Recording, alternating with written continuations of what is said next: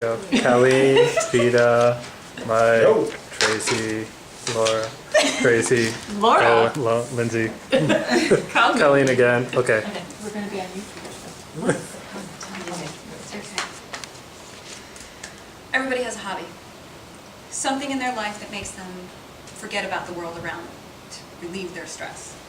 For me, it's cooking. Like my grandmother before me, I passed on my passion for cooking to my children. And cooking has become a central part of my life since I was young. And with any luck, eventually I will be able to open a restaurant with my son. I remember standing on a stool in my grandmother's kitchen cooking with her. She would let me mix whatever she was making.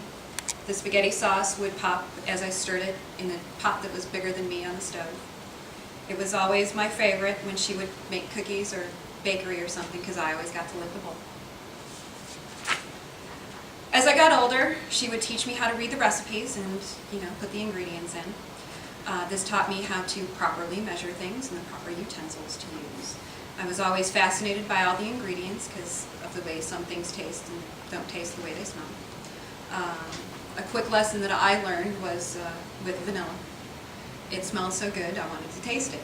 My grandmother kept telling me, no, it doesn't taste the way it smells, but I insisted, so she had a good laugh at the funny face that I made when I tasted it. As I got older, my adventures in cooking started to include making the family dinners like Thanksgiving and Christmas. And even though we didn't have a very big family, all of our friends would come. Those that didn't have family in the area would come for dinner, and those that had family obligations would come for dessert. But every year it became bigger and bigger. So life grew more complicated with all the passing years, and cooking seemed to become my salvation from stress. The only problem was that my stress relief created a lot of food around the house. My husband would tell me that, I was going to make him fat, and I didn't want to keep baking and cooking if no one was going to eat it. So my solution was that either my husband or myself would bring it into the office and make everyone else happy. And that was great, except every time I found a new recipe, I was cooking, taking it into the office. So everybody got happy. And it soon became a joke in my husband's office that, he needed to stress me out so that I would start cooking and to suggest a flavor. My son Sage began helping me in the kitchen when we would have parties or cookouts, and soon I learned that he had the same passion for cooking that I did. I noticed this when he got irritated because every time I would make cinnamon rolls, they would leave the house, and none would be left at home for him. So he said he was going to make them himself.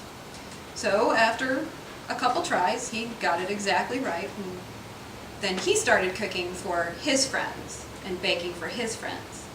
So he soon decided he wanted to continue this throughout life and discovered that there was a culinary program through his high school for juniors and seniors. He is now a senior and is looking to continue his culinary education through college. Sage and I have always talked about opening a restaurant together and naming it after him, because he has that perfect name for a restaurant, Sage Charles. He would be the head chef, and he says I would be the pastry chef.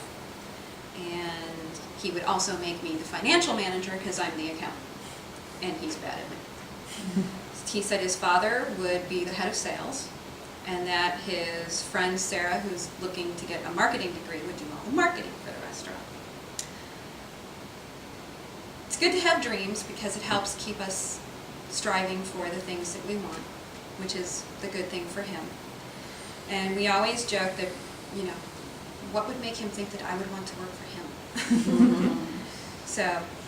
But he decided a partnership might be a better idea, so we kind of went along with that. I can say without a doubt that I would be lost without my time in the kitchen.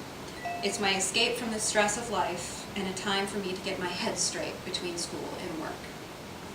Thank you.